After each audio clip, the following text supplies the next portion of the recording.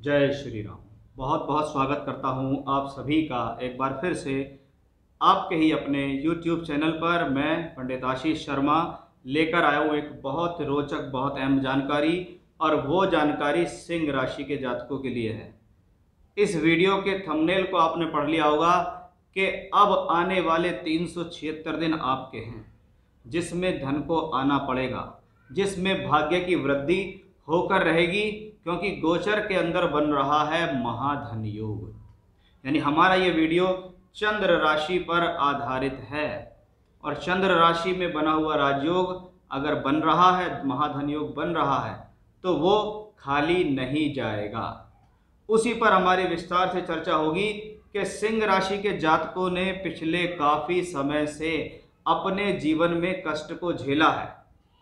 इसमें कोई भी संदेह नहीं है, जिसके पीछे कहीं ना कहीं एक बहुत बड़ा रीजन शनि भी रहे। कि शनि अगर आपकी राशि से छठे घर के अंदर गए तो छठा घर रोग, ऋण और रिपू का है। और मैंने एक नहीं बहुत सारे हॉरोस्कोप्स देखे जिसमें क्लाइंट्स को प्रॉब्लम हुई कि शनि अगर छठे घर में बैठता है तो छठा घर रोग, ऋण, रिपू का है। इस ग्रह ने रोग दिए, अगर रोग को ठीक किया तो भी इस ग्रह ने किया, क्योंकि वो अपनी राशि में था, लेकिन वो छठे घर के फल दे रहा था।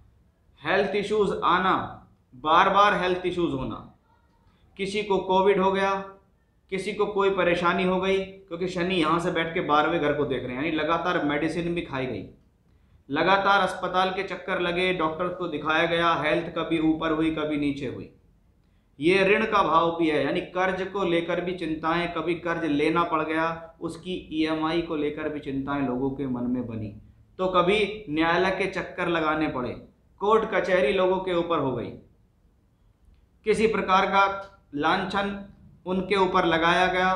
कभी कभी तो बिना वजह भी लोगों को कोर्ट कचहरी ऐसे समय में देखनी पड़ती है। हालांकि बहुत लोगों का इसका पॉजिटिव इफेक्ट आया 90% तक, कि वो इन सब चीज़ों में फंसे, लेकिन उनसे वो निकल गए।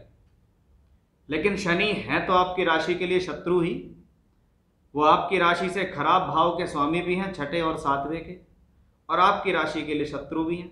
इसका मतलब ये प्लैनेट आपके लिए चैलेंजेस बना रहा है। अब शनि का राशि परिवर्तन होता है 17 जनवरी 2023 को। आपकी राशि से सप्तम में शनि आ गया। सप्तम में है, कहीं ना कहीं इसने आपकी आर्थिक स्थिति को संभालने की कोशिश की, इसने आपके व्यापार या सामाजिक स्थिति को संभालने की कोशिश की। अगर कोई रोग चल रहा था तो वो पहले से कम हो गया, कोई झगड़े झंझट चल रहे थे तो वो कम हो गए, कोई न्यायालय कोर्ट कचहरी चल रही थी तो वो कुछ कम हुए, ईएमआईज का लोड कुछ कम हुआ, यानी कहीं ना कहीं से कुछ राहत मिला। लेकिन स्टिल अभी भी शनि आपकी राशि के लिए मित्र नहीं है। वो छठे के रिजल्ट अभी भी देंगे, और जब वो 6th हाउस के रिजल्ट देंगे तो सप्तम में बैठ के आपकी राशि को देखेंगे। इसका मतलब है लाइफ के अंदर से संघर्ष गया नहीं है, कहीं ना कहीं अभी भी स्ट्रगल, शत्रु की पीड़ा या जीवन के अंदर जो उतार चढ़ाव है वो मिला। अब शनि के परिवर्तन हुए लगभग 3-4 महीने का समय बीत गया, जिसमें बीच में एक बार शनि अस्त भी हो गए थे। जब अस्त हो गए थे तो थोड़ा सा आराम मिला, लेकिन अब शनि अस्त नहीं है, और शनि की तीसरी दृष्टि लगातार आपके 9th हाउस पर है। इसका मतलब क्या है कि ये प्लेनेट लगातार भाग्य बनाने के लिए संघर्ष करा रहा है। कि भाई शनि की तीसरी दृष्टि शनि की टेढ़ी दृष्टि कहलाती है। इसका मतलब ही सीधा ये है कि ये आपके भाग्य से संघर्ष कराएगी। जहां आपने संघर्ष करना खत्म किया, वहीं आपके जीवन में प्राप्तियां बंद हो गई। शनि की तीसरी दृष्टि 9th हाउस पे, वहां राहु बैठा हुआ है। पिता पुत्र के संबंधों के लिए या पिता के स्वास्थ्य के लिए भी ये समय ज्यादा उचित नहीं माना जाता। अब इस स्थिति को बहुत हद तक कंट्रोल करने के लिए बृहस्पति का परिवर्तन आपके लिए कुछ बड़ी चीज देकर जाएगा। कि शनि सप्तमेश होकर सप्तम में है, यहां बैठकर वो शश योग बनाते हैं। अगर देखें तो दशम से दशम का मालिक शनि स्वर्गग्रही है, चौथे से चौथा का मालिक शनि स्वर्गग्रही, और सप्तमेश सप्तम में है। तो कभी कभी क्या होता है, जीवन साथी से अच्छा सहयोग मिल जाता है, जीवन साथी के पक्ष से अच्छा सहयोग मिल जाता है, ससुराल पक्ष से अच्छा सहयोग मिल जाता है, यानी कहीं ना कहीं से काम चलता रहता है। अब आपके लिए जो बृहस्पति हैं, ये वो ग्रह है जो जीवन में दोहरा धन योग देने में सक्षम है। यहीं से आपके जीवन का पलटवार होता है, जिसको आप समझने की कोशिश करें कि पंचम और अष्टम का स्वामी आपकी राशि से बृहस्पति है। और लघु पराशरी सिद्धांत ये कहता है जो ग्रह पंचम का और अष्टम का स्वामी हो लेकिन उसकी मूल त्रिकोण राशि पंचम में पड़ती है तो ऐसा ग्रह धन योगदायक है। ऐसे ग्रह को अष्टम के होने का दोष नहीं लगेगा। अब पंचम का मालिक लक्ष्मी त्रिकोण का मालिक लक्ष्मी त्रिकोण भाव में 21 अप्रैल को आ रहा है। 2 मई तक यहीं पर रहना है। इसका मतलब है कि पंचम का अपने से पंचम में जाना और पंचम के स्वामी का नवम में जाना, ये लक्ष्मी त्रिकोण योग है।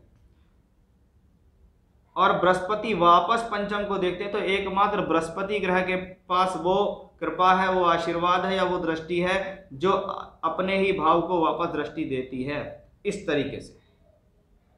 तो वो एक बहुत सुंदर योग पंचम नवम लक्ष्मी त्रिकोण का है। यानी बृहस्पति ने अब यहां कसम खाई है कि आपकी सारी प्रॉब्लम दूर करूंगा। अब आपको जीवन में कष्ट का सामना नहीं करना पड़ेगा। खास तौर पे पैसे को लेकर, फाइनेंस को लेकर, आर्थिक स्थिति से संबंधित परेशानियों को दूर करने के लिए बृहस्पति आ गए और इसने एक तरीके से नया अवतार लिया है अपने जीवन कि अब मैं इससे बेहतर बैठ ही नहीं सकता कहीं, क्योंकि अगर मैं नवम में बैठता हूं तो मैं आपकी राशि को दृष्टि देता हूं। आपको विवेक देगा, आपको धैर्य देगा, आपको सद्बुद्धि देगा, आपको ज्ञान देगा। ऐसा ग्रह आपको सम्मान को गिरने नहीं देगा, ऐसा ग्रह आपको बड़ी प्रॉब्लम में नहीं फंसने देगा। ऐसे ग्रह की दृष्टि आपको जीवन के अंदर सम्मान नीचे नहीं लाएगी, आत्मविश्वास को बढ़ाएगी।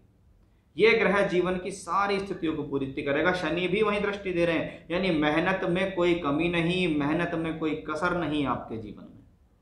ये बृहस्पति पंचमेश होके नवम में है तो एजुकेशनली बहुत बेहतरीन, एजुकेशन से धन कमाना, एजुकेशन करने के लिए बाहर या विदेश जाना, एजुकेशन के लिए यात्रा करना, अच्छा संतान के जीवन में समृद्धि आ जाना कि आपकी संतान पहले के मुकाबले राइज कर गई, आपकी संतान के जीवन में चल रही परेशानियां सॉल्व हो गई। अब आपकी संतान भी आपको धन के हिसाब से सहयोग करती है कि पिता का भी काम अच्छा चल गया, संतान का भी काम अच्छा चल गया, दोनों मिलकर धन बटोर रहे हैं।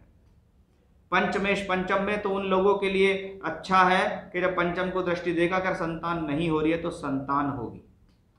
तीसरे घर पर चल रही दृष्टि बृहस्पति की लगातार यह दर्शाती है कि आप लगातार कार्यरत हैं, यात्राएं करें, अपने काम का प्रचार प्रसार करें, बाहर नौकरी करना चाहते हैं, ट्रांसफर चाहते हैं तो इन सब चीजों से मिलेगा लाभ।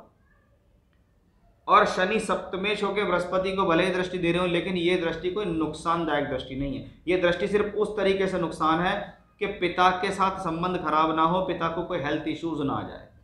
अदरवाइज आपके लिए तो ये केंद्र त्रिकोण का राजयोग है, क्योंकि पंचम का मालिक त्रिकोण का मालिक, सप्तम का मालिक केंद्र का मालिक, और ये दोनों ग्रह दृष्टिगत संबंधित हैं। जब जब शनि बृहस्पति पर दृष्टि देता तो शनि कौन है? कर्म कारक। बृहस्पति कौन है? धर्म कारक। काल पुरुष में देखें तो नवम और दशम के स्वामी है ये। इसका मतलब ये कहीं ना कहीं कर्म और धर्म से जुड़ी हुई कहानी है।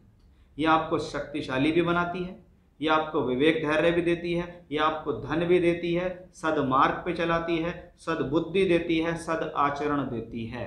यानी आपको इस तरफ ऐसा लगेगा कि भाई मैं जो भी निर्णय ले रहा हूँ वो पहले के मुकाबले ज़्यादा सोच समझ के ले रहा हूँ और अब मेरे जीवन में पहले से अच्छा स्थिति आ गई। तो आप ये ध्यान रखिएगा कि आपके जीवन में आने वाले साल भर से भी ज़्यादा का जो समय है ये कहीं ना कहीं आपके भाग्य को 7वें आसमान पर ले आ सकता है। अगर आपकी कुंडली के अंदर भी ग्रहों की स्थितियाँ मजबूत हैं, दशा अच्छी हैं, बृहस्पति बहुत अच्छे बैठे हुए हैं, तो समझ लीजिए सोने पे सुहागा होगा इस गोचर का। तो बहुत ही अच्छा समय सिंह राशि के जातकों के लिए कह सकता हूँ कि अब शनि के साथ साथ बृहस्पति दोनों ग्रह मिलकर आपके जीवन में आपकी काया पलट कर सकते हैं। भले ही थोड़ा सा एफर्ट्स होगा, लेकिन क्या हुआ, जीवन में अगर एफर्ट नहीं होगा तो पता कैसे चलेगा कि हमने वो चीज़ प्राप्त कैसे हुई। तो बहुत अच्छा समय आ रहा है आपकी राशि के लिए, सिंह राशि के जातक लाभ उठाएं। तो ये था मेरा आज का विषय। फिर से इसी प्रकार की जानकारी लेकर आपके सामने हाजिर होऊंगा। तब तक के लिए बने रहिएगा मेरे साथ। जय श्री राम।